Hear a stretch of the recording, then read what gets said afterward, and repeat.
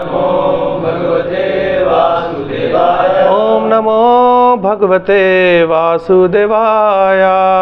ओम नमो भगवते वासुदेवाय। नमो विष्णुपदाय कृष्णपृष्ठाय भूतले श्रीमते भक्ति वेदांत स्वामी नित्य नामने नमस्ते सारस्वते देवे गौरवाणी प्रचारे निर्विशेष शून्यवादी पश्चाति देशतारिणी। जय श्री कृष्ण चैतन्य प्रभु नित्यानंद श्री अद्वैता गदाधर शिवासादि श्री गौर भक्तवृंदा। हरे कृष्णा कृष्णा कृष्णा हरे हरे, हरे राम राम राम हरे हरे। हरे कृष्णा। ये जो मुझे सेवा दी गई है कि आप लोगों के पास आके कुछ अपना रियलाइजेशन शेयर कर सकूं, और जो मुझे कल शाम को टॉपिक दिया गया है वो है importance of spiritual master in our spiritual journey. यही है ना टॉपिक। तो बस मुझे अभी 5-10 मिनट के लिए हम लोग जो अभी आध्यात्मिक जीवन के जो स्पिरिचुअल मास्टर है, गुरु, टीचर, अभी उस सब्जेक्ट को टच नहीं करेंगे, क्योंकि वो तो काफ़ी आध्यात्मिक जीवन है, बहुत बड़ा सब्जेक्ट मेरा, उसकी बहुत ज़्यादा वैल्यू है, ठीक है, जो कि भगवान भी उसका गुणगान करते हैं कि जो मेरा भक्त है वो मुझसे भी अधिक बहुत ज़्यादा पूजनीय है और प्रिय है। पहले ये जानेंगे कि इसके भौतिक जगत में अगर हम आध्यात्मिक जगत में टीचर को अपनाने जा रहे हैं, किसी गुरु को अपनाने जा रहे हैं, स्पिरिचुअल मास्टर को, पहले ये समझना है, क्योंकि बहुत सारे लोग बोलते हैं कि गुरु की क्या ज़रूरत है, भगवान आपके पिता हैं, आप उनके बच्चे हैं, क्या पिता को मिलने के लिए बच्चों को किसी तीसरे आदमी की ज़रूरत है, किसी दूसरे आदमी की ज़रूरत है? ऐसा होता है ना शब्द। तो छोड़ो परे, क्या ज़रूरत है इन गुरुओं की, हम लोग डायरेक्ट अप्रोच करेंगे पिता भगवान को, पर ये पॉसिबल नहीं है। जब भगवान ने खुद ही बोला, क्यों पॉसिबल नहीं है? क्योंकि हमें यही नहीं पता हमारा पिता कौन है। जब आप ऑलरेडी भूल चुके हैं कि आपका पिता कौन है और आप बोले हम अपने पिता को जानेंगे, जब आपको पता ही नहीं पिता कौन है तो आप क्या करोगे? आप अपनी बेवकूफ़ी की वजह से हर शख्स को पिता बोलते रहोगे। क्या आप भी मेरे पिता हो, आप भी मेरे पिता हो, आप भी मेरे पिता हो, आप भी मेरे पिता हो? तब ये माँ के लिए कितनी बड़ी इंसल्ट है। अब एक माँ के लिए कितनी बड़ी इंसल्ट है ये कि जो बेवकूफ़ है बच्चा, उसको मैं बता रही हूँ कि तेरा पिता कौन है, और ये माँ कौन है? हमारे वैदिक स्क्रिप्ट, हम जो वैदिक स्क्रिप्चर्स हैं वो माँ का रूप लेती है। श्रीमद् भागवतम अगर आप पढ़ेंगे, इसमें बताया गया है जो पिता कौन है, भगवान श्री कृष्ण है, और माँ कौन है, वैदिक ग्रंथ है, ठीक है। तो जो वैदिक ग्रंथ क्या है, वो माँ को पिता के बारे में बता रही है, मगर माँ की बात ना करके, वैदिक शास्त्रों की बात ना करके हम अपना माइंड लगा रहे हैं। अब सोचिए, अब ये माँ को पता लगेगा कि क्या है यार, बेवकूफ़ पैदा कर रखा है हमने। इधर मैं बता रही हूँ, ये सुन नहीं रहा है और अपनी जगह के पिता ढूंढ रहा है। तो जब आपको पिता पता ही नहीं है कौन है, तो आप कैसे कह सकते हैं मुझे पता है कि पिता है और मुझे पिता के बारे में ढूंढना है और पिता को ढूंढना है? नहीं, ये पॉसिबल नहीं है। अभी हम सब बचपन में पैदा हुए, ठीक है। अब कोई भी कार्य अगर आप यहाँ पे करते हैं, चाहे कपड़े पहनना है, नहाना है, धोना है, मुंह धोना है, खाना कैसे खाना है, जूते में लेसिस कैसे लगाने, आजकल तो खैर आते ही नहीं जूतों में लेसिस, लेज़ी हो गए लोग क्योंकि उनको तो बिना लेसिस के जूते चाहिए, ठीक है। वो सब आके पैंट कैसे पहननी है, शर्ट कैसे पहननी है, बाल कैसे झाड़ने हैं, शेव कैसे करनी है, दांत कैसे, A to Z। अब पूरे दिन का जो भी दिनचर्या करते हैं ना, A to Z आप कैलकुलेट कीजिए, कोई ना कोई आपका गुरु है उस चीज़ में। और सबसे बड़ा गुरु कौन है? माँ और पिता, ठीक है ना, क्योंकि उन्होंने आपको खिलाया पिलाया, अच्छे मोरल्स दिए, अच्छे वैल्यूज़ दिए कि भैया क्या अच्छा होता है, क्या बुरा होता है। फिर अलग अलग तरह के कि बाइक कैसे चलानी है, उसमें भी हमारे रहे हैं गुरु, ठीक है। दोस्त रहे हैं, पिताजी रहे हैं, बड़ा भाई रहा है, छोटा भाई रहा है, कहीं ना कहीं हमने गाड़ी भी सीखी है। अगर किसी ने हमें वैसे सिखाया तो सीखा है, मगर किसी को हमने देख के भी सीखा है तो वो भी हमारा गुरु ही है, ठीक है ना। अब जैसे कोई चोरी करता है, डकैती करता है, उनके भी गुरु ही होते हैं।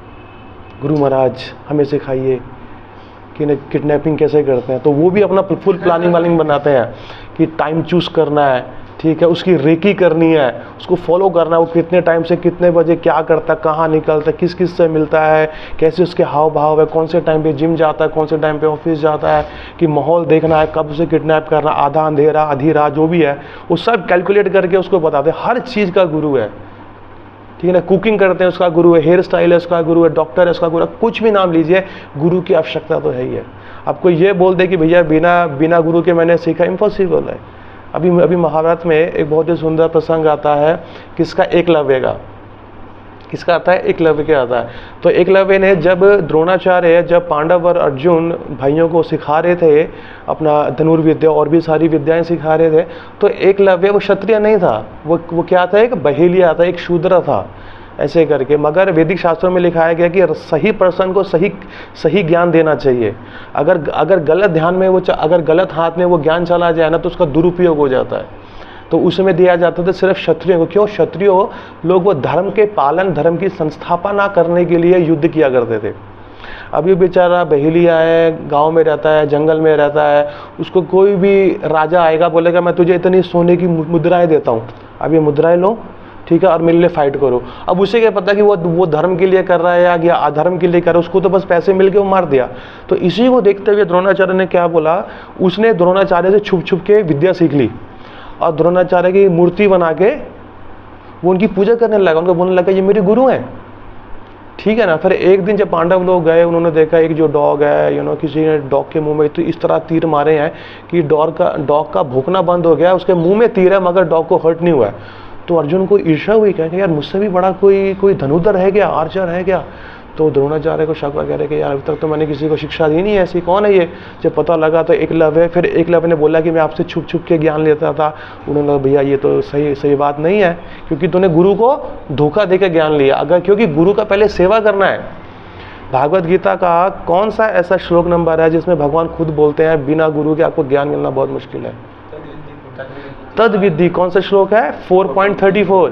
तद विद्धि प्रणिपातेना परिप्रश्नेन सेवया उपदेक्ष्यांति ते ज्ञानम ज्ञानिनां तत्त्वदर्शिना। तो भगवान क्या बोल रहे हैं कि आपको आध्यात्मिक ज्ञान कैसे मिलेगा? Just try to learn the absolute truth by approaching a spiritual master. आप कैसे कि आप एक स्पिरिचुअल मास्टर कौन है? जो गुरु परंपरा शिष्य में आया हुआ है, जिससे भगवान के बारे में पता है, आप उनको अप्रोच करो, ठीक है। फिर क्या करो? उनकी सेवा करो। सीधा जाते सारे डोर खोला, गुरु महाराज क्वेश्चन आए, आंसर दो मुझे, ऐसे नहीं चलता है। एक तहजीब है, एक लिहाजा है, और वो क्या है? पहले गुरु जाओ, ठीक है, अपने बारे में इंट्रोडक्शन दो और उनकी सेवा करो। जो वो आपकी सेवा से प्रसन्न हो जाएंगे तो आपको बोलेंगे हे शिष्य तुम्हें क्या चाहिए, मैं तुम्हारी सेवा से बहुत ज़्यादा प्रसन्न हूँ। क्योंकि मांगने से पहले उसकी सेवा होनी चाहिए। आपको मांगने का तब हक है ना जब आपने अगले के लिए कुछ किया हो। अभी मैं और आप अनजान है, ठीक है, और मुझे आपसे कुछ चाहिए और मैं जाके बोलूँ प्रभु जी मेरे को ये दे दो, अपने में से मेरे को 500 रुपये दे दो, आप क्यों दोगे मुझे? अभी आपका मेरा संबंध ही नहीं बढ़ा, आपको मुझे जानते नहीं है और मैंने आपकी कोई सेवा बिना कुछ आपको दिए हुए मैं आपसे कैसे मांग सकता हूँ? तो पहले आपको अपनी सेवा देनी है। जब गुरु आपकी सेवा से प्रसन्न होंगे वो क्या करेंगे? बताओ वस्तु में क्या चाहिए।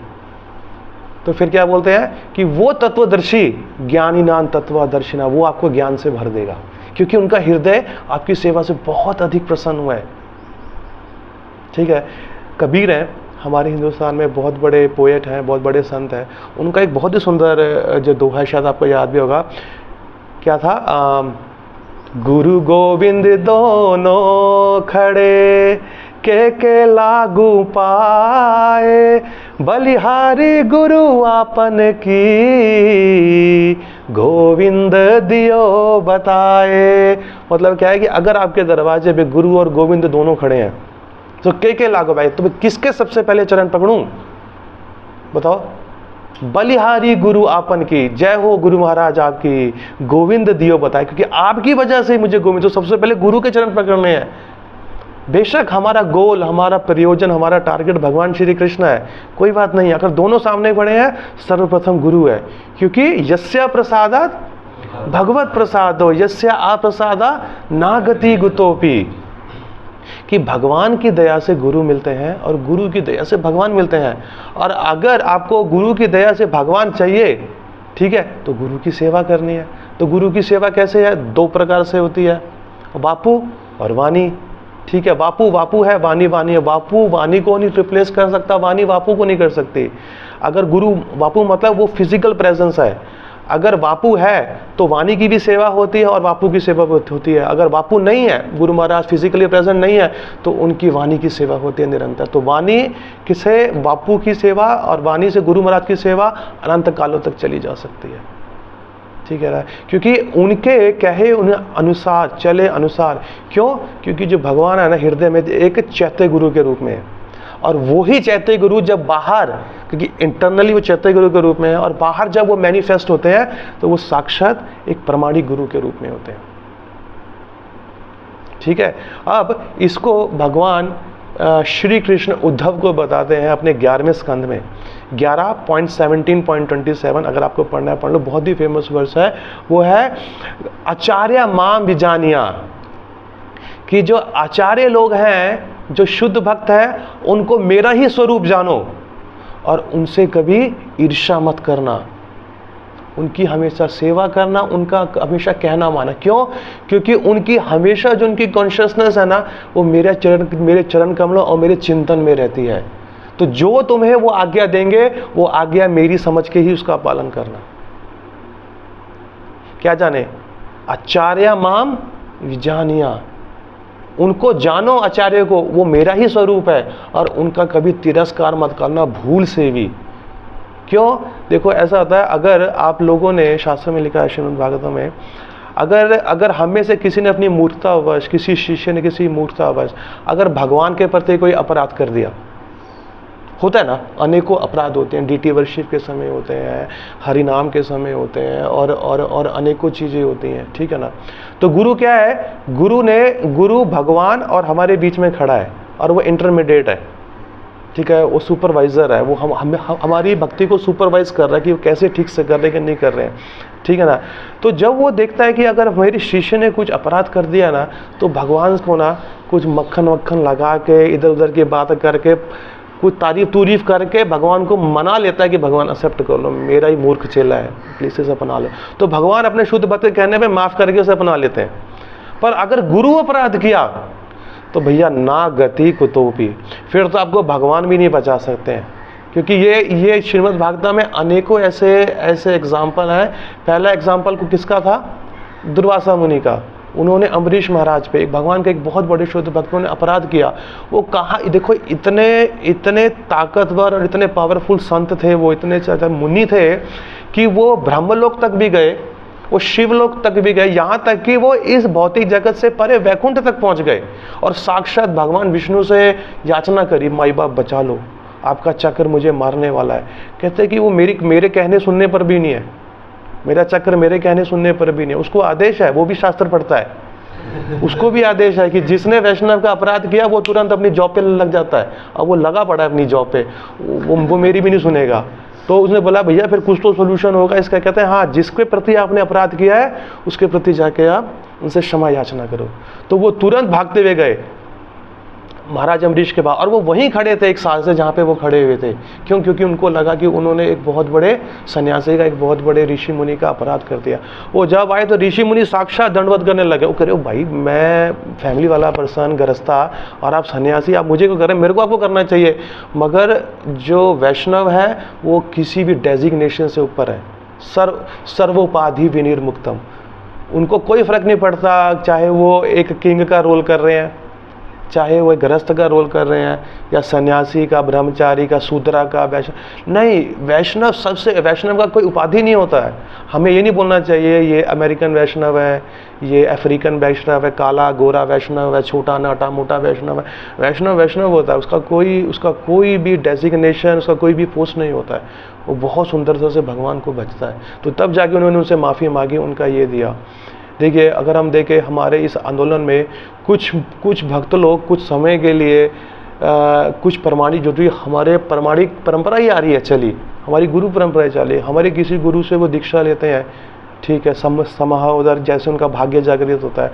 मगर कुछ मूर्खता की वजह से, कुछ अज्ञानता की वजह से, कुछ बहकावे की वजह से कुछ लोगों के वो उस गुरु को परित्याग करके किसी और के पास चले जाते हैं, या फिर वो आंदोलन छोड़ देते। क्यों? क्योंकि उनकी जो भौतिक इच्छा है ना अंदर की, वो गुरु पूरी नहीं करने देता। हमारा आंदोलन जब हुआ था, और ये आज का नहीं है, ये अनंत कालों से चले आ रहा है। जब आप लोगों की दीक्षा होती है और हम सब की हुई है, या आप लोगों की होएगी, तो आपको एक बहुत खूबसूरत टाइटल से नवाजा जाएगा, और वो क्या है? दास या दासी। क्या मतलब है इसका? सर्वेंट। प्रभुपाद जी एक शब्द लिखते हैं अपने पूरी टीचिंग के अंदर कि a living entity is try to lord it over material nature.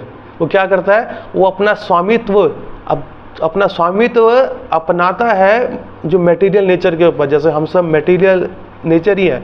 अभी आप कहा कि मैं सब पे रूल करूं, मुझे स्वामी बनना है, मुझे मास्टर बनना है, मुझे बॉस बनना है, तो हम हर किसी को दाबना चाहते हैं। तो कहीं ना कहीं हमारी भी ये मानसिकता है, हम कहीं ना कहीं ये दाबना चाहते हैं एक दूसरे को। मगर ये मानसिकता हमारे आंदोलन में नहीं चलेगी, क्योंकि आपको टाइटल ये दिया जाएगा दास, और दास के साथ आपको याद रखना, क्योंकि एक कहानी भी आई थी श्रील प्रभुपाद को। श्रील प्रभुपाद जी ने मुझे नाम दिया है, वो नाम मैं भूल गया, मुझे बताएंगे क्या नाम है? कह रहे वो इंपॉर्टेंट नहीं है, मैं जो आखिरी है ना दास, उसको याद रखना बहुत ज़रूरी है। क्योंकि लोगों के नाम होते हैं, जैसे जब कोई गुरु आध्यात्मिक नाम देता है ना, तो लोग इतने ज़्यादा कुछ पफडअप हो जाते हैं, तो ये नहीं बोलते हैं कि वो परम ब्रह्मा दास है, वो बोलते हैं परम ब्रह्म है। क्या नाम है? परम ब्रह्म है। अरे परम ब्रह्म तो भगवान श्री कृष्ण है। आप अपने आप को उनके साथ क्यों कंपेयर कर रहे हो? आपका नाम परम ब्रह्म दास है, तो दास बोलना है उस परम पुरुष भगवान श्री के जो एब्सोल्यूट ट्रूथ है, the supreme absolute truth, he is the servant of the supreme absolute truth. तो आप परम ब्रह्म नहीं हो, आप परम ब्रह्म के दास हो, तो आपको दास नाम लगा के बोलना बहुत जरूरी है। कभी कभी तो लोग यही बोलते परम ब्रह्म प्रभु है मेरा नाम तो ये प्रभु वाली उपाधि है, नहीं, ऐसे नहीं है। देखिए गुरु इतना महत्व है, इतना ज़्यादा उसका इंपॉर्टेंस दिया गया ना, और यहाँ तक कि उसका बखान कौन करते हैं? भगवान श्री शिव करते हैं। किसमें? पद्म पुराण में। कौन सा है? आराधनम सर्वेशम परम आराधनम विष्णु तत्प्रार्थनम देवी तदिया नाम सम अर्चनम। सभी आराधनाओं में जितने भी है संसार की सभी आराधनाएं हैं, सबसे बड़ी आराधना है भगवान विष्णु की। हे देवी, अपनी बीवी को बोलते हैं, अपनी पत्नी को बोलते हैं कि हे सती, हे पार्वती, और उनसे भी बड़ी सेवा, उनसे भी बड़ी सेवा किसकी है? उनके जो शुद्ध भक्त हैं, जो वैष्णव है, उनकी है। मगर ऐसा बोले जाने पर हमें ये नहीं सोचना चाहिए कि अब हमें वैष्णव का टैग लग गया है या कुछ टैग लग गया है तो हम भगवान श्री कृष्ण से ऊपर है। नहीं, ऐसा नहीं है।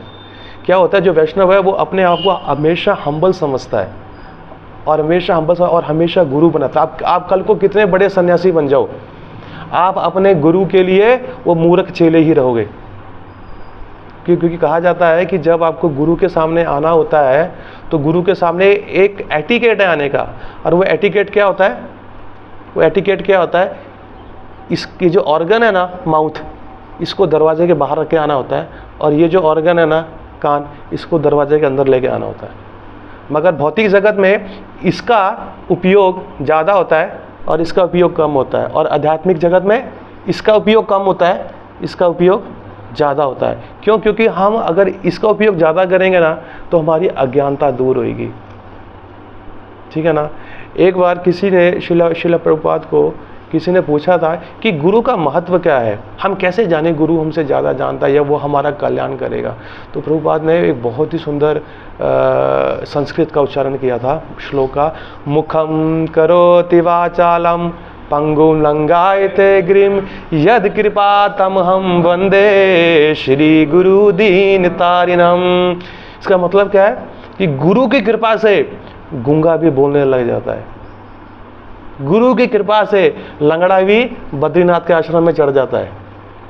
पहाड़ है ना, पहाड़ है तो वहाँ पे चढ़ जाता है, वो सिर्फ गुरु की कृपा। मतलब क्या है, ऐसे नहीं कि वो पहाड़ों पे चढ़ रहा है, ऐसे बोलना शुरू कर दिया, अरे मुझे तो आपने मेरी आवाज़ लौटा दी। नहीं, इसका मतलब क्या है कि जिस मुख से, ठीक है, जिस मुख से आपने इतने सारे लोगों का आलोचना करी है, उस मुख से आप भगवान का गुणगान करना शुरू कर देंगे।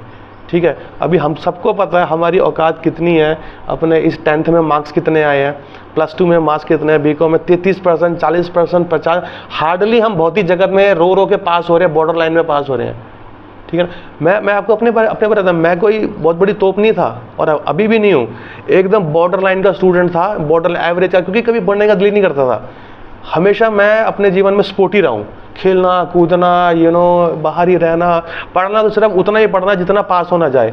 मैं सोचता यार ये ना जो मेरी क्लास के बच्चे इतना पढ़ रहे हैं यार, 90% लाते हैं, 100% लाते हैं, और मैं 33, 34, 35 ला रहा हूँ, मैं भी अगली क्लास में जा रहा हूँ, ये भी अगली क्लास में जा रहा है। मैं कह इतना मेहनत करने का फायदा क्या है यार?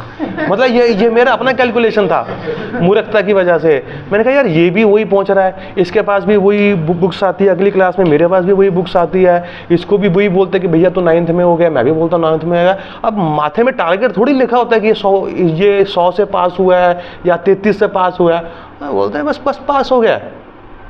अब सोचो जब भौतिक जगत का ज्ञान हम इतनी मुश्किल से पास कर रहे हैं, तो आज कैसे मैं भगवान के बारे में बोल पा रहा हूँ? सिर्फ गुरु की कृपा से, क्योंकि कहीं ना कहीं मैंने अपनी सेवा से उनको कहीं ना कहीं प्रसन्न किया है, उन्होंने वो आशीर्वाद दिया है कि ठीक है, हम आपको आशीर्वाद देते हैं, अब जाके भगवान का प्रचार करिए, आपको अब अच्छे से बोल पाएंगे भगवान के बारे में, उनका गुणगान पाएंगे, ठीक है ना। और बताते हैं कि वो पंगुम लंगाए थे, मतलब क्या है कि वो बड़े बड़े पहाड़ों का मतलब क्या है, कितने भी मुश्किलें जैसे टास्क हो भौतिक जगत में, आप उनको चढ़ जाएंगे आसानी से।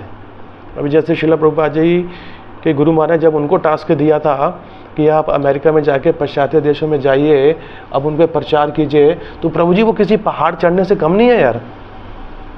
भौतिक इससे पहले प्रभुपाद जी से पहले अनेकों स्वामी जी लोग, अनेकों लोग गए थे, गुरु भाई गए थे श्रील प्रभुपाद जी के प्रचार करने के लिए, वो अधिक सक्सेसफुल नहीं हो पाए, क्योंकि उनको लगा यार ये तो माउंट मेरू जैसा पहाड़ है, मैं तो, और प्रभुपाद जी बूढ़े आदमी थे, 70 साल के इंसान थे, 70 साल का इंसान इतना बड़ा पहाड़ कैसे चढ़ पाएगा यार अकेले, हैं?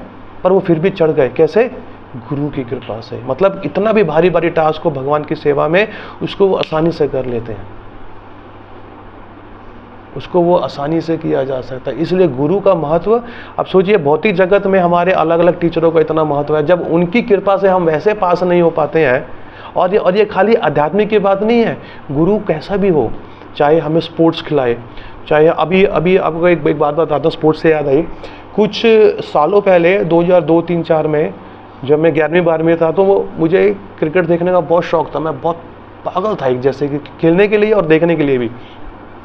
तो वहाँ पे ना एक इंटरव्यू आया सचिन तेंदुलकर के बड़े भाई का, तो इंटरव्यू ने पूछा कि आपका जो छोटा भाई सचिन तेंदुलकर है वो इतना फेमस है, उसका इतना सक्सेसफुल है, उसका राज क्या है? आप लोग ध्यान से सुनना, कहते उसका राज क्या है इतना सक्सेसफुल होने का? कहते उसका राज ये है कि उसको, वो आज की डेट में सबसे माना हुआ बैट्समैन है, उसको कैसा ऐसा शॉट है उसको नहीं आता हो, और कौन सी ऐसी उपलब्धि और कौन से ऐसे रिकॉर्ड है जो उसने नहीं तोड़े और नहीं बनाया है, उस सब कुछ उसे कुछ करने की ज़रूरत नहीं है, मगर वो आज भी ना उस समय पे अपने गुरु के पास जाता है सीखने के लिए। आप कितने भी बड़े भक्त बन जाओ, कितने भी बड़े, अगर आपका सर गुरु के चरणों में अभी भी नहीं झुकता है ना, तो आपकी तरक्की बहुत मुश्किल है, आपकी तरक्की बहुत मुश्किल है। तो उन्होंने बताया, तो वो मैंने उस टाइम पे गांठ बांध दी, मैंने कहा यार गुरु का महत्व तो बहुत ज़्यादा इंपॉर्टेंट है, कि वो इतना बड़ा आदमी हो गया है, मगर भौतिक जगत का जैसे जैसे कलयुग चल रहा है ना, अगर उसको नाम फेम शोहरत मिल जाए ना, तो वो अपने गुरु की लात मार देता है। गुरु तो कोई है ही नहीं जी मेरा। तो आप देखो कितने भी आध्यात्मिक ऑर्गेनाइजेशन है अभी मार्केट के अंदर, सो कॉल्ड ऐसे फालतू की बनी हुई है, बोगस बनी हुई है, उनसे पूछो महाराज जी आप तो बड़े पॉपुलर है, हाँ जी बहुत पॉपुलर है, आपके गुरु महाराज, अरे मुझे क्या गुरु की जरूरत है, मैं जब 10-11 साल का था मैं जंगल में चला गया, 2 साल के बाद बाहर निकला, मुझे आत्म साक्षात्कार हो गया। तो अगर आपको ऐसे करने से साक्षात्कार है तो मैं आपको गुरु क्यों अपनाऊं? मैं भी तो जा सकता हूं ना जंगल में। अगर जंगल में रहने से साक्षात्कार बना तो भैया जंगल में तो जानवर रहते हैं, उनको क्यों नहीं साक्षात्कार हुआ? मतलब उन्होंने कहीं ना कहीं किसी ना किसी गुरु से ज्ञान लिया है। ऐसा हो ही नहीं सकता कि बिना गुरु के आपको ये ज्ञान साक्षात्कार हो, क्योंकि भगवान खुद प्रमाणित कर रहे हैं यार। ISI मार्क का हॉलो मार्क डाला हुआ है भगवान ने, अपना हरे कृष्णा मूवमेंट का हॉलो मार्क डाला हुआ है। बिना गुरु के ज्ञान इम्पॉसिबल, आप ले ही नहीं सकते हैं यार, आप ले नहीं सकते हैं। तो कहीं ना कहीं वो अपने गुरु का क्या कर रहे हैं? गुरु अपराधी हैं, गुरु अपराध कर रहे हैं। और जिन जिन लोगों ने प्रमाणिक गुरु अपना के और गुरु का तिरस्कार किया, तो तिरस्कार का मतलब उनके वचनों को नहीं माना, ठीक है, उनको छोड़ के किसी दूसरे अपने नाम शोहरत अपने किसी दूसरे गुरु को लाए, प्रभु जी वो रोए अपने जीवन में। मुझे एक पर्सनल एक्सपीरियंस पता है, मेरे एक अपने सर्कल में है एक भक्त को, फैमिली को मैं जानता हूँ, उन्होंने एक प्रमाणिक गुरु हमारे इस्कॉन का उनका परित्याग कर दिया। क्यों परित्याग कर दिया? क्योंकि वो अपनी बात गुरु से मनवाते थे, आप मुझे ये आदेश दो मुझे करने के लिए भगवान। और बोले भैया मैं आपका गुरु हूँ, आप मेरे गुरु नहीं हो, आपको मुझसे आदेश सुनना है, ना कि मेरे को आदेश देना कि मुझे क्या आदेश दूं मैं आपको। लोग जो अपने पैसे के आभास में आ गए, अपने नाम शोहरत के आभास में आ गए, उनको क्या लगता है कि वो गुरु को अगर डोनेशन दे रहे हैं तो गुरु को खरीद लिया है। गुरु को आप खरीद नहीं सकते, वो डोनेशन आप गुरु के कल्याण के नहीं दे रहे, वो अपने कल्याण के दे रही है वो, क्योंकि वो गुरु भगवान की सेवा में लगाएगा तो आपका उद्धार होएगा। गुरु का उद्धार, गुरु का ऑलरेडी उद्धार हो चुका है, वो इस भौतिक जगत में रहते हुए भी इस भौतिक जगत का प्राणी नहीं है। वो सिर्फ आपको बचाने के लिए आया है, क्योंकि आप इस संसार के कुएं में इस तरह फंसे हुए हैं ना, तो आपको वो हाथ दे रहा है, मेरा हाथ लो और बाहर निकलो, और आप क्या करते हो, उसी हाथ को आप काट देते हो और उसी हाथ को आप मार देते हो। इंग्लिश में एक सेइंग है ना, you are trying to cut the hand wants to help you. आप उस हाथ को काट रहे, जो हाथ आपको हेल्प करने की कोशिश कर रहा है। तो अगर आपने और उन फैमिली ने ऐसा किया ना प्रभु जी, उनके घर में ग्रह कलेश संबंध सब टूटे और वो आज भी रो पड़े हैं, और समाह उधर उनके हृदय में अभी इससे जाके तो यह कि हमने गुरु अपराध किया है। और ये साक्षात पूरा शास्त्र प्रमाणित है, क्योंकि गुरु के साथ साथ अकेला एक गुरु नहीं, अपने पूरी गुरु परंपरा का अपराध किया है, और उसका जो रिजल्ट है वो तो आपके पास आएगा ही आएगा। क्यों? क्योंकि जब आपको वो इनिशिएशन मिलती है तो गुरु दया दिखाकर ना आपके सारे कर्म ले लेता है, तो आपका कर्म फ्री कर देता है, और उसके बाद आप जो अपराध करोगे वो अपराध गुरु को लगेगा, आपको नहीं लगेगा। ठीक है। अब इतना बड़ा दयावान, इतना बड़ा महानिधि आपके लिए इतना सैक्रिफाइस कर रहा है, और आप अपनी मूर्खता की वजह से उसको छोड़ के फिर दोबारा मीट खाना शुरू कर देते हैं, दारू पीना शुरू करते हैं, उल्टे पुल्टे काम, और किसी ढोंगी बाबा के पास जाके उनकी शरण ले लेते हैं। तो कहाँ आपकी गति है? ना गति को तो भी कहीं भी आपकी गति नहीं है, कहीं भी आपकी गति नहीं। आप श्री चैतन्य चरितामृत पढ़ेंगे ना, श्री चैतन्य चरितामृत की शुरुआत ही वहीं से होती है, द स्पिरिचुअल मास्टर। भगवान से तो हो ही नहीं रही है, क्योंकि भगवान को अप्रोच करने से पहले आप स्पिरिचुअल मास्टर को अप्रोच करते हो। अगर आप ऑल्टर में भी जाएंगे, कल को आप दीक्षित होते हैं, ब्राह्मण लेते हैं, ठीक है, और आपकी सेवा लगती है ऑल्टर के अंदर, चाहे तुलसी पूजा है, गुरु पूजा है, या डीटीज की पूजा है, आप सर्वप्रथम भगवान को अप्रोच नहीं करते हैं, आप गुरु के द्वारा भगवान को अप्रोच करते हैं, क्योंकि आपकी औकात ही नहीं है भगवान को अप्रोच करने की। आपको मालूम क्या है कि आप भगवान होता है क्या है, आपको पता क्या है? आपकी सेवा आप गुरु के माध्यम से भगवान की पूजा करते हैं। और एक चीज़ और मैं आपको बता दूं कि ये आजकल ट्रेंड चला हुआ है, आजकल क्या 10-12 साल से, 15 साल से है, और ज़्यादा से 20 साल से है। आजकल जो बायोडाटा होता है, सीवी होता है, अपना रिज्यूमे होता है, जब आप अपना सब कुछ लिखते हैं ना, जब आप पूरा नाम लिखते हैं, ऑब्जेक्टिव लिखते हैं, आपकी स्किल लिखते हैं, क्वालिटी लिखते हैं, क्वालिफिकेशन लिखते हैं, वो सब लिखते हैं, और सबसे मेन इंपॉर्टेंटली जो एंड में आप क्या लिखते हैं? जोर के बोलो ना, हॉबीज। अरे उसको कौन पूछता है यार, आजकल नौटंकी है, हॉबीज को क्या पूछता है?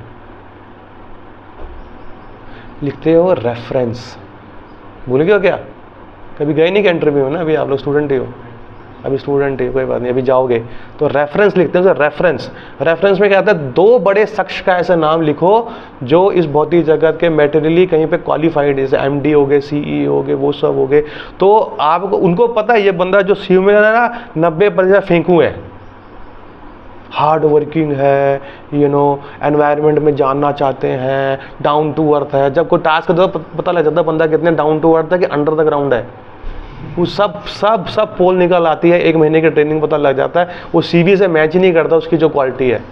स्टाफ से फाइट कर रहा है, आर्गूमेंट कर रहा है, सर खींच रहा है अपना, उसमें लिखा था very humble, very patient, very learning. कुछ भी एक भी पैसे का क्वालिटी नहीं है उसके अंदर, पर लिखने के लिए हम लिखते हैं। तो अब क्या करते हैं, वो जो रेफरेंस है ना, वो जो आपने जो लिखा है ना, उसको तो देखते भी नहीं, बस क्वालिफिकेशन देखते कि इस पोस्ट के लिए इतना पढ़ा लिखा बंदा चाहिए। उस बंदे को फ़ोन मारते हैं कि सर जी ये फलाना बंदा है, इसने ये जॉब इंटरव्यू के लिए आया है, ठीक है, हमारा जो कंपनी है इसमें दाखिला लेना चाहता है, ठीक है, क्या आप इसको जानते हैं? अच्छा जानते हैं, तो इसने कुछ आपके पास जॉब भी करी है? हाँ जी करी है। तो आप बताएं कि उसका कैरेक्टर कैसा है, वो ऐसा अपने दूसरे स्टाफ के साथ उसका कैसा बिहेवियर है, कंपनी के प्रति उसका कैसा बिहेवियर है, उसका टारगेट क्या है, वो कितना हार्ड वर्किंग है, वो सब रिपोर्ट वो पर्सनल करता है। तो वैसे ही जब अंतकाल में आप लोगों का शरीर जाने का समय आएगा ना, तो जब आप अपनी फाइल डालेंगे भगवान के पास डोर पे, तो डोर पे चेक होएगा, अच्छा परम पूजनीय गोपाल कृष्ण गोस्वामी स्वामी महाराज के शिष्य हो?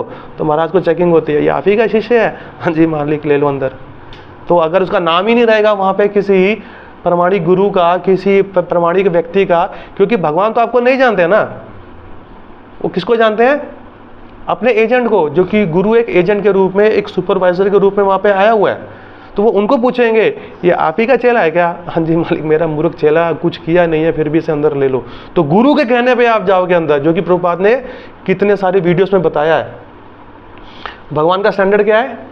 सततम कीर्तयन्तम, मतलब 24 आवर्स चैंटिंग। और फिर ऐसे आते आते भक्ति सिद्धांत महाराज का क्या स्टैंडर्ड है? 64 राउंड, मतलब 8 राउंड्स और 8 आवर्स अ डे माला करनी है। और उसको देखते हुए प्रभुपाद जी ने क्या किया? लोग बिलबिला गए, महाराज कलयुग में है, हम कैसे करेंगे 8 माला, जॉब पे भी जाना है, बीवी बच्चे देखना है, यानी स्थिति हमारी बहुत खराब है, क्योंकि फॉरेन के लोग हर समय बिजी हैं, एक्सपेंस है वहाँ पे, ये सब, हर किसी के पास अपना घर बार नहीं है, वो जो वीकली अर्न करते हैं वो खर्च करते हैं। तो प्रभुपाद ने देखा ठीक है 64 माला से अब 32 माला करो। वो कहते हैं 32 माला भी बहुत ज़्यादा, बस 16 और 4 नियम का पालन, और मैं तुम्हें गारंटी देता हूँ मैं तुम्हें लेके जाऊँगा। बताओ, ये किसी आचार्य की किरण, ये ब्लेस्ड नंबर है 16, ये गुरु ने हमें ब्लेस्ड किया। अगर गुरु ना आए तो भगवान का स्टैंडर्ड फॉलो होएगा हमसे? 64 अपना सततम कीर्तन तुम्हार, देखो गुरु की कृपा से 16 माला प्रभु जी, वो भी अब हमसे ठीक से नहीं होती है, उसके लिए भी हम रोते हैं। काश कोई ऐसे गुरु की शरण ले जो हमें कुछ करने को ही ना बोले। अरे 16 माला क्या, हमें माला खरीदने को ही ना बोले। 16 माला तो दूर की बात है, हमें कोई बीट बैग भी खरीदने को ना बोले, कुछ करने को ना बोले। और ऐसे बहुत ढोंगी गुरु है, मैंने खुद भैया लेक्चर सुने उनके। माला मत करो, शास्त्रों को मत पढ़ो, ये मत करो, तुम्हें कर्म बंधन लगेगा, कुछ मत करो, ऐसे बैठे रहो, जब कुछ करोगे ही नहीं तो तुम्हें कर्म कैसे लगेगा? तालियां। यार भगवान भागवत गीता में बोलते हैं भैया अगर कुछ नहीं करोगे ना तो तुम्हें कर्म लगेगा, क्योंकि तुम्हारा प्रिस्क्राइब ड्यूटी मैंने दिया, तुम्हें कुछ करना ही है। इस जीवन को चलाने के लिए, निर्वाह करने के लिए कुछ ना कुछ तो कार्य करना ही है, कुछ ना कुछ तो कार्य करना ही है। और उस कार्य करने के लिए आपको अच्छा बुरा रिएक्शन तो लगेगा ही। अभी कल मैं बेस में गया था तो मैंने एक श्लोक उठाया था 3.9 का, यज्ञार्थो कर्मणो अन्यत्र लोको कर्म बंधना तदार्थ। आगे क्या है? थर्ड वाला क्या है? यज्ञार्थो कर्मणो अलोको अन्यत्र लोको कर्म बंधना तदार्थम कर्म कौन्तेय मुक्त संगा समाचरा। ठीक है, कि आप जो भी कार्य कर रहे हो भगवान विष्णु की प्रसन्नता के लिए करो। अगर आप ऐसे नहीं लगोगे आपको कर्म बंधन लगेगा। तो कर्म बंधन, तो अभी हम जहाँ पे बैठे हैं ना प्रभु जी, यहाँ पे कितने सारे कीटाणु हैं, जम से हमने उनको भी मार दिए। अभी हम पानी पीते हैं ना, लोग बोलते हैं आजकल कुछ संस्थाएं मुंह में टेप लगा के वो बांध के लेते हैं। हमने कहा कि भी ऐसा क्यों करते हैं? कहते हैं मुंह में कीटाणु मिला दे, हम उनकी हत्या कर देंगे। अभी जो पैदल चल रहे हो जमीन पे, वहां पे भी तो है कीटाणु, उनका क्या है? और जो तुम आग लगाते हो कुकिंग करने के लिए, हवा के अंदर इतने कीटाणु हैं, उनको आपने कर दिया भस्म, उनका क्या? और जो पानी पी रहे हो उसमें इतने जम्स हैं, उनका क्या? बेड पे सोते, अब कुछ भी करो, अब बच नहीं सकते हो यहाँ से, तो उसका पाप तो लगेगा। मगर आपका लाइफस्टाइल भगवान की सेवा में लगाया, आप पाप मुक्त हो, आप कर्म फ्री हो, तो उसका इलाज भगवान ने दिखाया है। और ये कौन सिखाएगा ये सब चीजें? एक प्रमाणिक गुरु, एक प्रमाणिक गुरु ही सिखाएगा, और कोई आपको सिखा नहीं सकता है। ये आप ध्यान रखिए। जैसे कि भगवान श्री कृष्ण ने और प्रभुपाद जी ने अपने श्रीमद् भागवतम में बड़ा सुंदर से बताया 4 प्रकार के संप्रदाय कौन कौन से हैं? ब्रह्मा माता गौड़े संप्रदाय, श्री संप्रदाय, रुद्र संप्रदाय और चतुर्कुमार संप्रदाय, है ना। इनको बताया गया है समझने के लिए एक तरह के 4 बोनाफाइड इंस्टीट्यूशन है, जिनको हम बोलते हैं Punjab university, Chandigarh university, Delhi university और गुरु नानक देव यूनिवर्सिटी। ये प्रमाणिक है गवर्नमेंट से। अब जो इनके अधीन में रहकर अपनी स्टडी करता है और इनसे ज्ञान प्राप्त होता है, तो आप डिग्री के साथ आपको नौकरी मिल जाएगी, है कि नहीं है? और कोई यहाँ पे दुकान खोल के, शटर खोल के बोलेगी हम डिग्री बेचते हैं, हम ये बेचते हैं, वो करो, तो जब कहीं के भी नहीं रहोगे। और क्या पता ये भी हो सकता है कि वो टीचर अच्छा सा प्रमाण लेके उसको आता भी और आपको अच्छे से सिखा भी दे, और आपको बेशक आ भी जाए, मगर अगर इंटरव्यू लेने जाओगे ना तो इंटरव्यू सबसे पूछता है आपकी डिग्री कहाँ है। सर डिग्री की क्या जरूरत है, एक्सपीरियंस जानो, है आम खाओ, गुठली की क्या जरूरत है? नहीं बेटा, गुठली भी जाननी कहाँ से आई है, वो गुठली लगाई किसने है ये भी जाननी है, क्योंकि उसी से पता लग जाता है कि आम कितना मीठा है और कितना आज्ञाकारी है। जब आपने वहाँ पे नहीं कहना माना तो इस कंपनी में क्या कहना मानोगे आप? डिग्री कहाँ है आपके पास? तो डिग्री क्या आता है? एक प्रमाणिकता होती है कि आपने किया है। क्योंकि झूठ बोलने में क्या है, मैं भी कह सकता हूँ ना MBA किया है, मैं तो डॉक्टर हूँ, साइंटिस्ट हूँ, बोलने में क्या जाता है। पर जब लोग मुझे पूछेंगे प्रभु जी डिग्री दिखाइए, तो वो तो मैंने नहीं ली, मैंने यूट्यूब से सीखा है। ठीक है भैया, फिर यूट्यूब पे बैठ जाओ जाके। बिल्कुल अलाउड नहीं है ये सब, प्रामाणिकता है। तो अगर आप इसमें लिखाया है कि इन संप्रदायों के अधीन रह के, इनके जो गुरु हैं, प्रामाणिक गुरु हैं, इनसे अगर आप मंत्र लेते हो ना, तो वो मंत्र आपके जीवन में काम करेगा। अदरवाइज यूट्यूब से उठाया, फेसबुक से उठाया मंत्र, ये मंत्र वो मंत्र, वो बिल्कुल काम नहीं करेगा। आप देखना उसको, कितने अनंत कालों से लोग हैं मतलब पढ़ पढ़ के मंत्र जप रहे हैं बिना गुरु के। किधर है भगवान श्री चैतन्य महाप्रभु ने ये मंत्र दिया अपने अनुयायियों को, उनके अनुयायी ने आगे उनको दिया, तब जाते हुए ये हमारे पास आया है। ये मंत्र भगवान का आशीर्वाद, गुरु का आशीर्वाद और गौरंगा का आशीर्वाद, सबके साथ ये मंत्र ब्लेस्ड होके हमारे पास आए, तो ही हमारे जीवन के हृदय में बैठे हुए जितनी भी कालीनता है उनको हटा रहा है वो।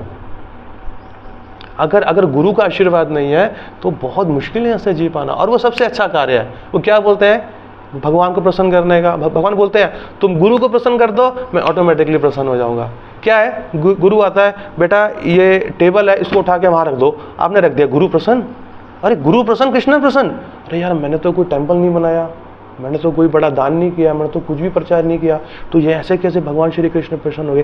दैट इज द साइंस, यही विज्ञान है। समझे क्या भाई साहब, जाग जाओ।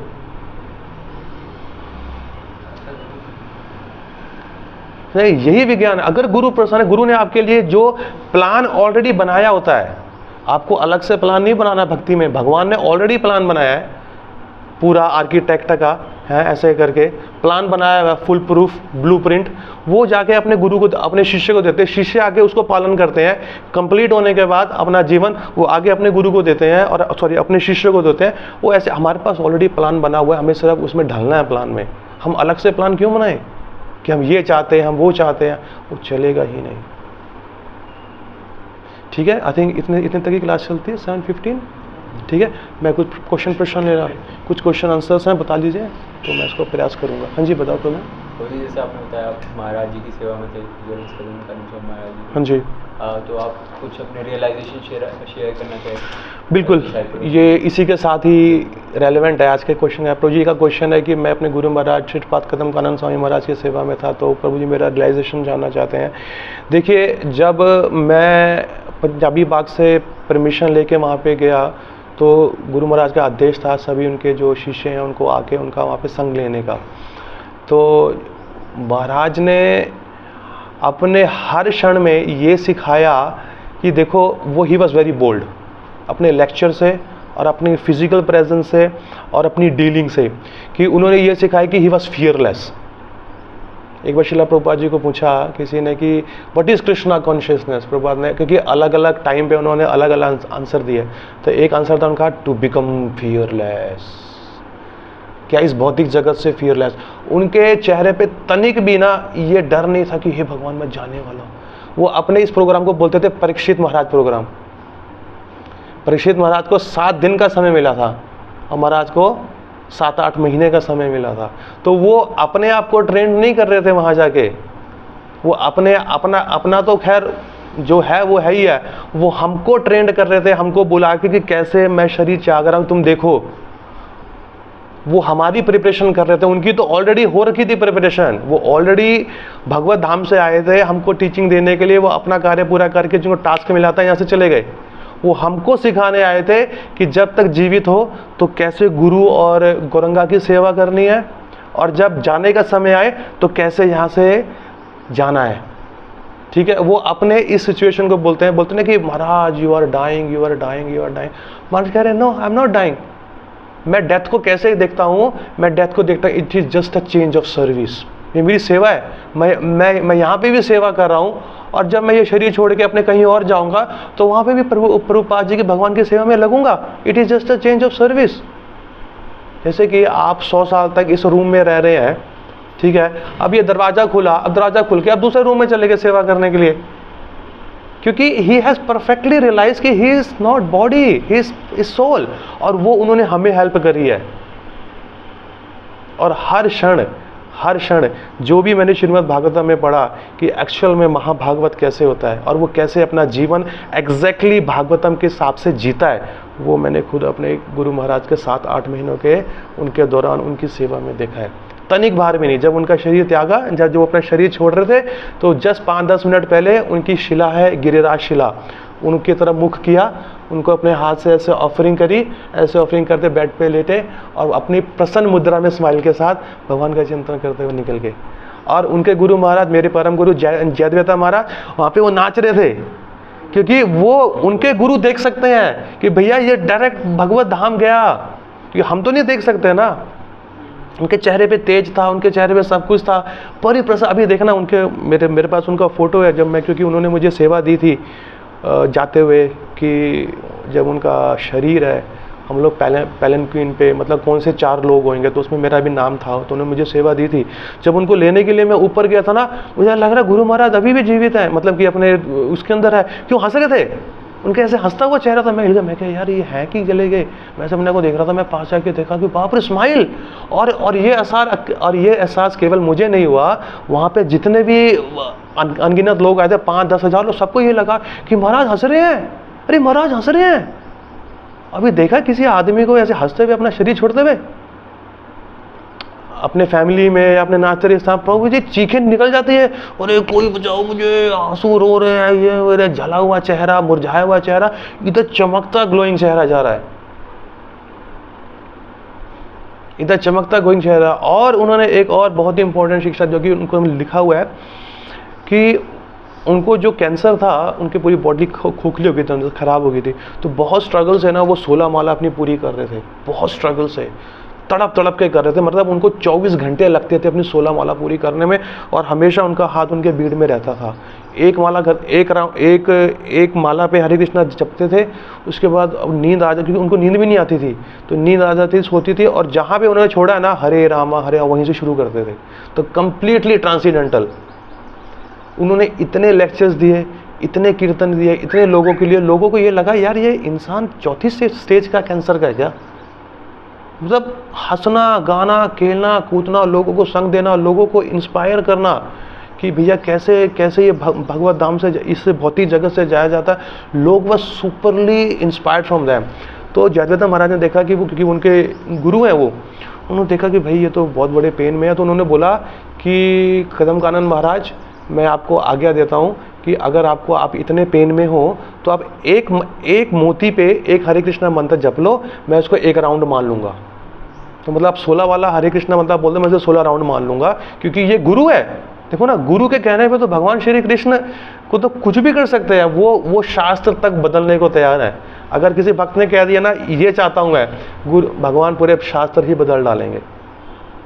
क्यों? क्योंकि अपने भक्त की प्रसन्नता है। उनका एक स्टेटमेंट है कि ना मुझे मेरा भाई बलराम प्रिय है, ना मुझे मेरी बीवी लक्ष्मी प्रिय है, मुझे सबसे अधिक प्रिय मेरा भक्त है, उससे अधिक प्रिय मुझे कोई भी नहीं, मैं उसके लिए कुछ भी करने को तैयार हूँ। और महाभारत में दो इंसिडेंट है, अर्जुन और भीष्मदेव। उनकी बातों को पूरा करने के लिए ना उन्होंने अपना भी वचन त्याग दिया, मगर फिर भी उनको कोई फर्क नहीं पड़ता, क्योंकि वो इस भौतिक जगत का तो है ही नहीं है। तो ये भगवान का ये था। तो जब उन्होंने कहा कि नहीं गुरु महाराज, जयद्वेता महाराज, ये ऑर्डर मुझसे वापस ले लो, मैं कर नहीं पाऊंगा। अगर मैं आज इस सिचुएशन में 16 माला नहीं कर पाया, स्ट्रगल नहीं किया, तो मेरे जो शिष्य हैं वो मुझे देखकर जब उनका समय आएगा वो नहीं करेंगे। तो वो क्या गए, हमारे लिए आचार्य एक सिद्धांत छोड़ के गए हैं, एक पथ छोड़ के गए हैं। उस पथ पे हमें केवल चलना है, हमें पथ ढूंढना नहीं है। प्रभु जी, पथ ढूंढना और उस पर चलना कितना समय लगता है और कितना कठिन, आपको यही नहीं पता। आप जंगल में खो गए हैं और आपको पथ ही नहीं पता है। जब पथ पता है, सिर्फ चलना है यार। और चलने में भी अगर हम चल नहीं सकते तो हमारे ऊपर लख लानत है। मतलब हम फिर और किसी लायक है ही नहीं है। एक तो होता है ना कि चलो आप पूरे जंगल में, घना जंगल, अंधेरा है, आपको पता नहीं लग रहा है लेफ्ट जाऊं, राइट जाऊं, ऊपर जाऊं, नीचे जाऊं, कुछ पता नहीं लग रहा है। तो पहले तो आप पाथ ढूंढोगे, और पाथ ढूंढो, आप चलते गए अनंत कालों से, पता लगा ये पाथ तो आगे ब्लॉक है, तो आप यू टर्न मारोगे, फिर आप दूसरा पाथ ढूंढोगे, फिर वो ब्लॉक है। जब आपको पता लगा कि पाथ ऑलरेडी बनाया गया, आपको सिर्फ चलना है, अगर आप वो भी नहीं चल पाए ना, तो प्रभु जी बहुत मुश्किल है। So that was my realisation कि जो भी शब्द प्रमाण है, जो शब्द प्रमाण मैंने भागवत में पढ़े हैं, वो प्रत्यक्ष प्रमाण मैंने अपने गुरु के उस 7 महीने में देखे हैं कि ये शब्द वो प्रत्यक्ष रूप में मेरे साक्षात मुझे दिखाई दे रहा है कि अब मैंने तो अपनी कमर बांध ली है कि अब मुझे कहीं नहीं देखना, ना लेफ्ट ना राइट, बस मुझे स्प्रिंट मारने। एक होता है ना कि वॉक करनी है, एक होता है रन करना है, और एक होता है स्प्रिंट मारनी है। अब मैं स्प्रिंट ही मारूंगा, क्योंकि अब मेरे पास कुछ एक होता है ना कि चलो सेकंड ऑप्शन भी है, इधर भी जाके देखूं। वो गुरु महाराज ने अपने उस संग से मेरे लिए वो ऑप्शन भी उन्होंने काट दिया है। अब सिर्फ एक ही ऑप्शन है, दी पाथ। एक होता है ना पाथ्स, उसमें ऐसा लग जाता है, the path, just have to sprint there. That's my realisation. तो उनकी कृपा से जो भी कुछ उन्होंने मुझे सिखाया, आई एम वेरी हैप्पी। तो मैं सोच रहा था, मैंने कहा यार यहाँ पे सेवा आती भी है, नहीं भी सेवा आती। मैंने गुरु महाराज से पूछना चाहा था, तो महाराज ने ऑलरेडी मेरे हृदय को जानते हुए उन्होंने लेक्चर में, उसी दिन के लेक्चर में बोल दिया था कि बहुत सारे भक्त लोग, जो शिष्य लोग हैं, वो मेरे आ रहे हैं, बोल रहे कि गुरु महाराज यहाँ पे कुछ सेवा नहीं है, क्या हम वापिस चले जाएं अपने टेम्पल में सेवा करने गए? नो, आपको कहीं नहीं जाना है, आप यहाँ रहो। आपके पास सेवा नहीं है, शास्त्र को पढ़ो। शास्त्र पढ़ना भी एक सेवा है। तुम लोग सेवा तो कर लोगे मगर तुम लोग शास्त्र नहीं पढ़ते हो। पढ़ो मतलब ऐसे नहीं आधा घंटा, 1 घंटा, 2 घंटा पढ़ो, 6, 7, 8 घंटे, 9 घंटे पढ़ो अच्छे से यहाँ पे बैठ के, उसको पढ़ो। और जब भी कुछ हो आओ मेरे पास। That's what he ordered। और कुछ ठीक है? छोटा सा चीज पूछना था कि जैसे आप ऑस्ट्रेलिया में रहे, विदेश में रहे, वहाँ पे रह के भी भक्ति किया, हालांकि हम सुनते हैं कि बड़ा कठिन है वहाँ पे, और फिर भी हम मतलब कई भक्तों की इच्छा होती है वहाँ पे जाके भी भक्ति हो सकती है। बिल्कुल वहाँ पे कर लेंगे। तो आप उदाहरण भी हम देख लेते हैं कि आप प्रभु जी भी कर रहे हैं, जाके आए। तो इसमें थोड़ा सा प्रकाश डालें कि उसको कैसे, कि ऐसा इच्छा रखना चाहिए या कुछ और हमें विचार विमर्श करना चाहिए कि विदेश जाना चाहिए? देखिए, जो ये प्रश्न है उसको कई एंगलों से देखा जा सकता है, क्योंकि मैं वहाँ पे 14 साल रहा हूँ। यहाँ पे ऐसा है, अगर किसी भक्त का भक्ति में गिरना है ना, वो किसी भी स्थान में गिर जाएगा। अभी यहाँ पे कितने सारे लोगों, आपने कितने लोगों को प्रचार किया, और आपके प्रचार से कितने लोगों ने दीक्षा ली, और दीक्षा लेने के बाद कितने लोगों ने छोड़ा भक्ति। समझ आ गया? जिसको गिरना होता है ना, उसको गिरने के लिए कोई एक पर्टिकुलर स्थान नहीं चाहिए, वो कहीं से भी गिर जाएगा, ठीक है ना। और अगर जिसने सफल होना है ना, वो किसी भी स्थान में चल जाए, वो सफल होके ही रहेगा। तो ये हमारे पास हमारा इंडिविजुअल है कि हम भक्ति को कैसे लेते हैं। भक्ति हमारे खुद की उन्नति के लिए और अपने गुरु के मिशन में उनका सहयोग देने के लिए, भगवान के मिशन में सहयोग देने के लिए, अगर आपका गोल अगर क्लियर है तो आप कहीं पे भी रहे, आप विचलित नहीं होंगे। अगर आपका गोल क्लियर नहीं है ना कि मैं भक्ति कर क्यों रहा हूँ, और आपने गुरु के आदेशों पे दृढ़ नहीं है कि गुरु ने जो बोला दैट्स इट, और इससे कुछ नहीं। और जैसे श्रील प्रभुपाद जी बोलते हैं, मैं अपने आप को किसी भी चीज़ का क्रेडिट नहीं देता हूँ, जो भी मैंने कुछ किया, नो, ये सब मेरे गुरु महाराज ने। सिर्फ एक चीज़ का क्रेडिट देता हूँ, वो क्या है कि मैंने अपने गुरु की आज्ञा को 100% फॉलो किया है, इसलिए मैं सक्सेसफुल हुआ।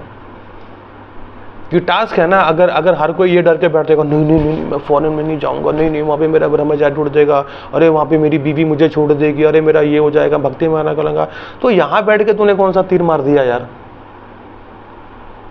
यहाँ पे बैठ के कौन सा आपने तीर मार दिया है? ठीक है, तो नहीं, अगर आपको अवसर मिले, क्योंकि अवसर क्या है ना, देखो कर्म क्षेत्र होता है। अगर आप यहाँ पे, अगर आपके नसीब में लिखा है कि अगर आपको इंडिया में सेवा करनी है, ठीक है, चाहे फैमिली लाइफ में, चाहे ब्रह्मचारी, चाहे वानाप्रस्था या सन्यासा, जैसे भी है, तो ये आपका कर्म क्षेत्र है। अगर आपके कर्म के हिसाब से अगर आपका कर्म क्षेत्र कहीं ऑन हुआ, तो कोई भी बहाना बनेगा, अब वहाँ से वहाँ चले जाओगे। तो आप किसी भी स्थान में रहो, स्थाने स्थिता श्रुतिगतम। अब किसी भी स्थान में रहो, आपका एक ही गोल होना चाहिए, मेरी परिस्थिति कैसे भी हो, चाहे अनुकूल हो या चाहे नहीं अनुकूल हो, मेरा एक ही गोल होना चाहिए कि हर परिस्थिति में मुझे अपने गुरु की आज्ञा माननी है, भगवान की सेवा करनी है, उनकी माला करनी है, और जो हो सके भगवान का शास्त्र को पढ़ना है और लोगों को बताना है। तो हर, क्योंकि भक्त के लिए ना, जो एक शुद्ध भक्त का जो ज्ञान होता है, जो उसका रियलाइजेशन होता है, वो किसी भी माहौल में रहे ना, विद्या विनय संपन्ने ब्राह्मणे गवि हस्तनी। वो विद्या से इतना संपूर्ण होता है ना, वो देखता है। अब जैसे प्रभुपाद जी को किसी ने इंटरव्यू किया था ऑस्ट्रेलिया में कि प्रभुपाद जी आपको क्या अलग लगा ऑस्ट्रेलिया में आके जब आप इंडिया में थे, अमेरिका में थे? पर वो कहते वो सेम नॉनसेंस है, बिल्डिंग वहाँ पे भी थी, बिल्डिंग यहाँ पे भी थी है, लोग वहाँ पे भी चल रहे हैं अज्ञानता की वजह से, लोग यहाँ पे भी चल रहे हैं अज्ञानता की वजह से, सुबेरे शाम वहाँ पे भी भाग रहे हैं, सुबेरे शाम यहाँ पे, उनको फर्क ही नहीं पड़ा। अब कोई बोले कि नहीं वहाँ पे ये फूल खिलता है, ये फल मिलता है, यहाँ पे ये नहीं मिलता। अबे यार इतना पैसा लगा है, तू फल फूल खाने के लिए है? तो एक साधु की नज़र क्या होती है कि वहाँ पे भी कंडीशन सोल है जो फंसी पड़ी है, मुझे उनका भी कल्याण करना है। यहाँ पे भी फंसी है, वो हर जगह हर प्लेस में एक अपॉर्चुनिटी देखता है लोगों को प्रचार करने का। तो ये अपना अपना इंडिविजुअल फैसला है कि आप उसको किस नज़रिए से। अगर आप ऐसे देखते हो कि भैया वहाँ पे आसान है, तो मतलब क्या हम सेल्फ सेंटर्ड है, हम अपने बारे में सोच रहे हैं, मेरा भक्ति, मेरा आश्रम, मेरा घर परिवार, मेरा ये, मेरी माला, मेरा ये, मेरा वो, मेरा साधना। नहीं, we have to do everything for the pleasure of the Lord. अगर गुरु ने आदेश दिया फॉरेन में जाके प्रचार करो, without any thinking go there and do प्रचार, जो कि प्रभुपाद ने किया ना। प्रभुपाद जब यहाँ से जा रहे थे, उनके कितने साधु संतों ने बोला, उनके जो आस पड़ोस के, ए बूढ़ा हो गया तू, मर जाएगा। अरे लोग इस उम्र में आके वृंदावन धाम में अपना शरीर त्यागते हैं और सनकी हो गए हो आप कहाँ जा रहे हो, उतर जाके मरोगे। नहीं, मैं एक योद्धा हूँ, मैं अगर बैटलफील्ड में मर भी गया प्रचार करते हुए तो मुझे कोई गम नहीं है, मैं अपने गुरु का आदेश पूरा कर रहा हूँ। तो वो देखो कहाँ जाके उन्हें कितना, अगर वो नहीं गए होते तो मैं भी ऑस्ट्रेलिया गया था ना, मैं भी भक्त नहीं बनता, और अभी भी नहीं हूँ। बट इनकेस कि मेरे को भी इसका इंट्रोडक्शन नहीं होता अगर उन्होंने वहाँ जाके टेम्पल नहीं किया, और आप लोग भी आज यहाँ पे नहीं होते और आप भी नहीं होते। तो ये अपने को ब्रॉड अंडरस्टैंडिंग करनी है। जब तक है कर्म है, गुरु का आदेश है, अथॉरिटी का आदेश है, तो रहो, पर अब जानबूझ के चेंज नहीं करना है। अगर आप आज्ञा भी कर रहे हो ना, आपका कर्म ऐसा आ जाएगा, आप कुछ भी सिचुएशन बन जाएगी, आप फौरन में चले जाओगे। तो किसी भी स्थान में रहो, भक्ति को करनी है, चाहे पातालोक में रहो, चाहे स्वर्गलोक में, धरती लोक में, एक शुद्ध भक्त का एक ही होता है, और वो यही प्रार्थना करता है भगवान से, भगवान किसी भी परिस्थिति में रखना, मुझे इतना जरूर देना कि मैं आपका चिंतन, आपका नाम इसका जप सकूं। तो ये प्रार्थना हमें जरूर करनी है, ठीक है। और कुछ इसमें मतलब ये मैं साधक के पॉइंट ऑफ व्यू से पूछा था कि जैसे खुद की इच्छा है कईयों की कि वहाँ पे जाके पैसा कमाएं, हाँ, कि वहाँ पे ज़्यादा अच्छी अपॉर्चुनिटीज है पैसा कमाने की, इंडिया में है नहीं।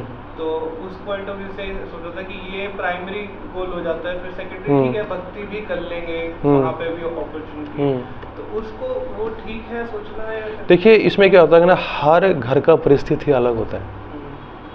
अब जरूरी नहीं कि अगर आपके घर में पैसा है, आपके भाई बहन है बड़े जो घर बार देख लेंगे, तो आप इजीली कह सकते। मैं आपको पॉइंट आउट नहीं कर रहा, मैं खाली एग्जांपल दे रहा हूँ। अब बेचारा किसी के घर में वही अकेला बच्चा है, वही घर का अकेला बड़ा है, और घर की परिस्थिति ठीक नहीं है, ठीक है, क्या पता उसके अंदर जो प्लान चल रहा है कि प्रभु जी अगर मैं बाहर जाके मुझे अपॉर्चुनिटी मिलती है, मैं अच्छा पैसा कमा के जल्दी कमा के मैं वापस आ जाऊँ, क्योंकि यहाँ पे आपको 50-60 लाख 1 करोड़ का सेविंग कर पाना कितना मुश्किल है। प्रभु जी पूरा जीवन नहीं कर पाओगे अगर आपकी लाइफ एवरेज लाइफ है, मिडिल क्लास है। अगर उसका सोचना है कि वहाँ जाके वो करके, और ये भी प्रार्थना करे कि भैया मैं अगर जा रहा हूँ तो वहाँ पे मैं अपनी भक्ति भी कायम रखूँगा, तो वाई नॉट। क्योंकि हम नहीं जानते ना कि अगले का घर का परिस्थिति है कैसा। और बहुत सारे भक्ति मैंने देखे, हमारे वहाँ पे IT वाले आए थे यहाँ से, वो सिर्फ जॉब के लिए आए थे, वहाँ पे हमसे मिले, भक्तों से मिले, वो उन्होंने भक्ति उठा ली। वो सिर्फ उनका 2-2.5 साल का कॉन्ट्रैक्ट था फॉरेन में, ऑस्ट्रेलिया में, उन्होंने वो पूरा किया, यहाँ पर वापस आए, यहाँ पर आके उन्होंने इनिशिएशन भी ले ली। तो क्योंकि स्थान चेंज हो जाता है। अगर इंटेंशनली ये है कि मेरे को सिर्फ पैसा कमाना, गोल ये होना चाहिए कि अगर मैं ऐसा कर रहा हूँ वो मेरी भक्ति के लिए कितना अनुकूल है, क्या मेरा ये डिसीजन मेरी भक्ति को हेल्प करेगा। और अगर मैं डिसीजन नहीं लेने लायक हूँ तो अथॉरिटी से बात करूँ, ठीक है, तो अथॉरिटी भी एडजस्ट करेंगे। नहीं तो अगर जाना ही है तो जिस स्थान पे जा रहे हो उस स्थान पे आप अपनी अथॉरिटी से बात करके वहाँ का पता निकालोगे, वहाँ पे कौन से अच्छे भक्त है, तो जाके उनका भी संग करो, उनके संग में से दूर मत रहो। क्योंकि ना प्रभु जी प्रैक्टिकल देखो, हमें ये भी होना चाहिए कि अगर उसके घर का फाइनेंशियल स्टेटस ठीक नहीं है ना, अभी उसकी बहन है, शादी करने लायक है, घर भाड़े पर है, उसको घर खरीदना है, अभी वो 21-22 साल का है, अगर मान लीजिए कि वो 10-12 साल में अगर फाइनेंशियली स्ट्रांग होकर देखे, क्या पता वो ब्रह्मचारी बन जाए। अगर कोई ब्रह्मचारी ऐसे बन जाता है इन दिनों में, अगर उस पर उसके ऊपर इतना प्रेशर है कि घर वालों का फ़ोन आता है कि है ना बहन तेरी पड़ी है, शादी नहीं करनी है, पैसे भी नहीं है घर पे, तेरे को पढ़ाया लिखाया, तू यहाँ चला, सोचो कितना फाइनेंशियल, कितना हाउस घर का प्रेशर रहेगा। वो फिर भक्ति भी छोड़ देगा और वो उसको जो अच्छी अपॉर्चुनिटी मिली थी जॉब की वो भी छोड़ देगा, तो वो गालियाँ देगा उल्टा हमको। तो हर समय हमें ये प्रयास करना है, हमारे जो डिपेंडेंट है उनको अच्छे से सुने, उनका भी प्लान सुने और अपना भी बताएं कि आध्यात्मिक में एक्चुअली है क्या।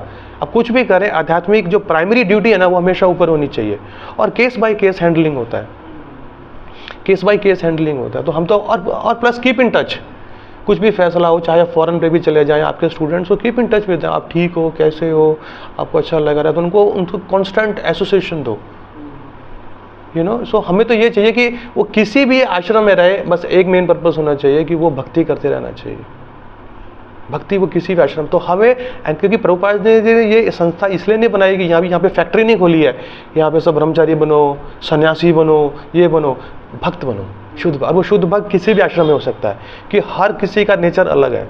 मैं भी से हो सकता, आप में से 10 लोग हैं, 8 लोग ब्रह्मचारी बनना चाहते हो और 2 लोग नहीं बनना चाहते हो, कुछ भी बनो, भक्त बनो।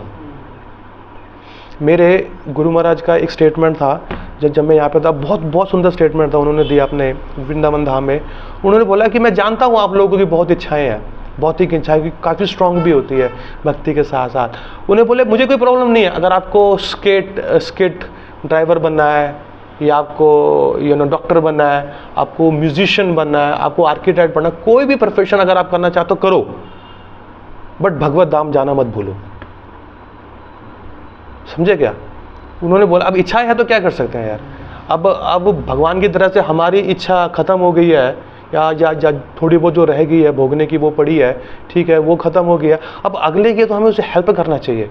अगर हम उसके विल के अगेंस्ट जाएंगे ना तो प्रभु जी वो सब कुछ छोड़ देगा। आज जहाँ 16 माला कर रहा है, 20 माला कर रहा है, वो सब कुछ छोड़ के भाग जाएगा, क्योंकि उसे प्रेशर लगेगा। तो हमें सपोर्ट ऐसे करना चाहिए। ठीक है, मान लो कि वो बंदा थोड़े 5-6 महीने, साल के बाद अपनी वो इच्छा को पूरी कर ले और फ्रस्ट्रेट हो जाए, क्योंकि भगवान ऐसे ही करते हैं ना, वो ऐसे आशीर्वाद देते हैं। अभी जैसे कि एक बंदा था, वो उस बेचारे की शादी नहीं हो रही थी, 35 साल का, 34 साल का हो गया, और भगवान का माला उसने इसलिए उठाया था कि उसे औरत चाहिए, मतलब उसको पार्टनर चाहिए उसको शादी करने के लिए। ठीक, अब लालसा है तो है, अब क्या करें यार, अब हम नहीं कह सकते कि यार मैं ब्रह्मचारी हूँ और ये तू बहुत बड़ा कामी आदमी, नहीं, उसका सिचुएशन सोचना चाहिए। ठीक है भाई, उसने भगवान से प्रार्थना करी, गौर नेता राधा, कैसे भी है, भगवान ने उसको खूबसूरत औरत दे दी, बड़ा खुश था, ये वो नाचने लगा, माउंट बुला जो भी है, यहाँ फोटो खिंचाने लगा, ये लगा, फिर वो गायब हो गया। उसको 3-4 साल बाद का कुछ अता पता नहीं, कुछ खबर नहीं। फिर एक दिन आया, प्रभु जी मुझे शरण दे दो प्रभु जी। नहीं, एक्चुअली आया नहीं, उसने मुझे फोन किया, कह रहा प्रभु जी मैं, क्या हुआ, साली भाग गई। मैं क्या हो गया, क्या मुझे बचा लो, भाग गई, तो मैं धोखा। वो रो रहा है फोन पे, और वो कौन है, एक तगड़ा हट्टा कट्टा हरियाणवी जाट था। प्रभु जी उसका जो हाइट था ना 7.5 7.6 था, मेरा 6.1 है, उसका 6.5 6.6 था, और उससे चौड़ा सा जाट है, चलता लोग जाट है, हरियाणवी जाट है, चल रहा है। वो जो फोन पे बच्चे की तरह रो रहा है, साली भाग गई, धोखा दे दिया, ये कर दिया, वो कर दिया, रो रहा था, प्रभु जी मुझे बचा लो। आप जो बोलोगे, टेंपल के किसी कॉर्नर में बोलोगे, मेरे को कुछ नहीं चाहिए, मैं यहाँ पे रो लूंगा, मैं बैठ लूंगा, मुझे बचा लो। मतलब भगवान ने दिया ना, तेरा इच्छा था, अरे इस कदर से दिया, अब उसकी दोबारा इच्छा ही नहीं है करने की। और ये शास्त्र का ये है प्रमाण। और ये मैं आपको बता रहा हूँ, ये मेरा ही था जिसको मैं प्रीच कर रहा था, 5-6 साल से गायब हो गया। जब फोन किया तो ऐसे रो रहा था। That's how it is. So let Krishna handle. We do our best. Let Krishna handle. क्योंकि भगवान इस प्रकार, भगवान खुद ही बोलते हैं, मैं इस प्रकार से उसकी इच्छा पूरी करता हूँ ना, एंड में वो मेरे चरणों की शरण में आके गिरता है और कहीं नहीं जाएगा। क्योंकि अब उसका ऑपरेशन ऐसे हुआ है ना कि अगर उसको आप बोलो भी ना कि प्रभु जी माता जी शादी करोगे, कभी नहीं करूंगा, मैं देखूंगा भी नहीं, तो वो बंदा रियलाइज हो रखा है। ठीक है ना, एक कहावत है हमारे, मतलब फनी वे में कहा जाता है हमारे ब्रह्मचार्य सेक्शन में, कि अगर कोई बंदा कंफ्यूज्ड है ना कि उसे शादी करनी है या नहीं करनी है, तो एडवाइस दी जाती कर लो, क्योंकि उसके बाद गारंटी हो जाती है उसे नहीं करनी है। ऐसे नहीं कि हम किसी के अगेंस्ट है, ऐसा कुछ अगेंस्ट नहीं भगवान की। मैंने दोनों केस देखे। हमारे आश्रम में एक ऐसा भक्त था जो काफ़ी सालों से ब्रह्मचारी था, उसको ही जस्ट वांट टू चेंज आश्रम, ठीक है ना। वो अच्छे से सेवा नहीं हो पा रही थी, उससे अच्छे से फोकस नहीं हो पा, चैंटिंग में, प्रचार में अच्छे से ध्यान नहीं दे पा रहा था। और ये उसने काफ़ी समय लगाया, 10-12 साल उसने ब्रह्मचारी आश्रम में लगाए, पर लास्ट के 2-3 साल में ना वो ठीक नहीं था, उसका एजिटेशन हो रहा था। तो उसने शादी करी, ठीक है, शादी करके प्रभु जी वो भाग रहा है भक्ति में। भगवान ने ऐसा ब्लेस किया उसको, क्योंकि उसकी इच्छा थी कि भैया ठीक है आने के बाद मैं अपना, क्योंकि वो उसकी ट्रेनिंग इतनी सॉलिड हो रखी थी ना कि वो जो उसकी भगवान की तरह से उसकी बीवी भी उसको इतनी अच्छी मिली कि उसको भक्ति में इतना सपोर्ट करती है ना कि वो एक ब्रह्मचारी की तरह ही हमारे साथ आके बैठता है। उसका काम भी अच्छा है, भगवान ने कहा 10-12 साल वो अपने काम से अलग हो गया था, अपने प्रोफेशन से, वो भी उसको मिल गया अच्छे से, वो भक्ति भी कर रहा है, अपना भक्ति विकसा प्रोग्राम भी खोला है और हर प्रोग्राम अटेंड करता है मंदिर का, ठीक है ना। भगवान ने उसको इस तरह से ब्लेस किया। और दूसरी जगह एक बंदे को और भी हो रही थी रजिस्ट्रेशन, उसने भी शादी करी और शादी करने का वो रुड़ गया, जो भी थोड़ी बहुत भक्ति थी वो भी उसके हाथ से चली गई। क्यों? उसके बाद कुछ ऐसी वाइफ आई जो कि अभक्त निकली, और अभक्त निकली तो अब उसको अपना संबंध बचाने के लिए अब उसे वही करना पड़ा जो उसकी बीवी ने बोला, ठीक है ना। क्या है तुम बार बार मंदिर चले जाते हो, मेरे पे ध्यान नहीं देते हो, चलो फिल्म देखने चले, इधर चले। उसको कहीं ना कहीं उसको हल्का फुल्का प्लीज करने के लिए वो गया।